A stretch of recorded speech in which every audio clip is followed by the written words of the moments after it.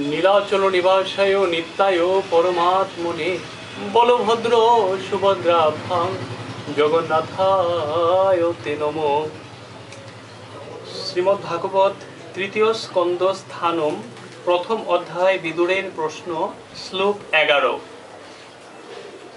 অজাত শত্রু প্রতিগচ্ছ দায়ম তিতিক্ষত দুর্বিষহম তব আগ সহ অনুজ যত্র বৃকুদরহি শশন রুষা যত তম অলম বিভেষি। তো অজাত শত্রু যুধিষ্ঠিরের, যার কোনো শত্রু ছিল না, প্রতিযচ্ছ প্রত্যর্পণ, দায়ম ন্যায়সঙ্গত দাবি, তিতিক্ষত যিনি অত্যন্ত সহনশীল, দুর্বিষহম অসহ্য, তব আপনার আগ অপরাধ সহ সঙ্গে অনুজ কনিষ্ঠ ভ্রাতাগণ, যত্র যেখানে বৃকুদর ভীম, ওহি প্রতিশোধ পরায়ণ সর্ব শশন দীর্ঘ নিঃশ্বাস, রুষা ক্রুদে যত যাকে, তম আপনি অলম অত্যন্ত বিভেষী ভয় করে।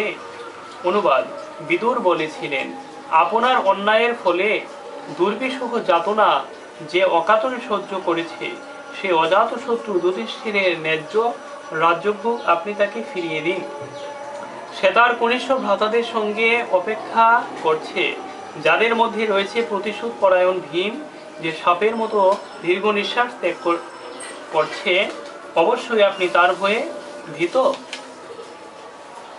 শ্লোক 12।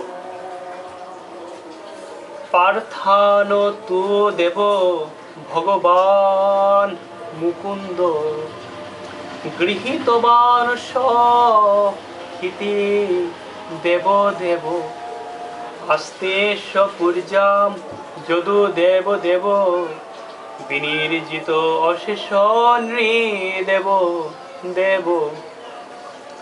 তো প্রার্থান পৃথার অর্থাৎ কুন্তির পুত্রগণ, তু কিন্তু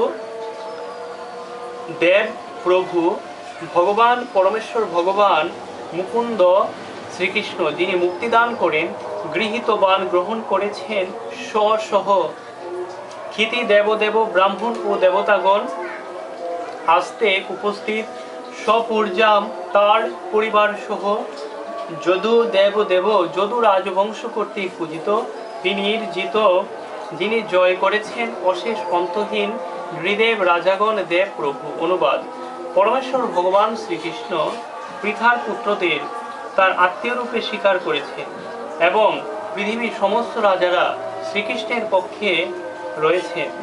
তার গৃহে তিনি তার পরিবারবর্গ যদুবংশীয় রাজা ও রাজপুত্র সহ বিরাজ করছেন, যারা অসংখ্য রাজাদের জয় করেছেন এবং তিনি হচ্ছেন তাদের সকলের প্রভু।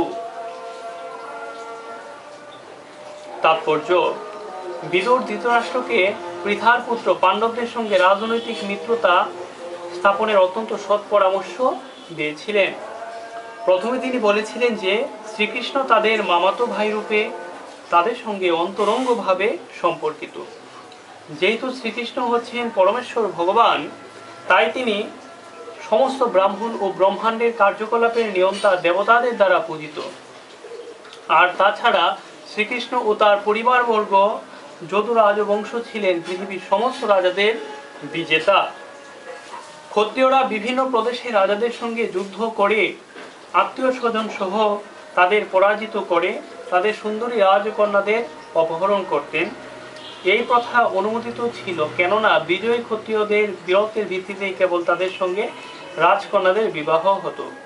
যদুবংশের সমস্ত রাজপুত্ররা এইভাবে বীরত্বপূর্ণ শক্তির দ্বারা অন্যান্য রাজাদের কন্যাদের বিবাহ করেছিলেন এবং এইভাবে তারা পৃথিবীর সমস্ত রাজাদের বিজেতা ছিলেন। বিদুর তার জ্যেষ্ঠ ভ্রাতাকে বোঝাতে চেয়েছিলেন যে পাণ্ডবদের সঙ্গে যুদ্ধ করা অত্যন্ত বিপজ্জনক হবে, কেননা শ্রীকৃষ্ণ, যিনি তার বাল্যকালে কংস ও জরাসন্ধের মতো অসুরদের এবং ব্রহ্মা ও ইন্দ্রের মতো দেবতাদের পরাজিত করেছিলেন, তিনি তাদের পক্ষ অবলম্বন করছেন। এইভাবে ব্রহ্মাণ্ডের সমস্ত শক্তি পাণ্ডবদের পিছনে রয়েছে। হরে কৃষ্ণ।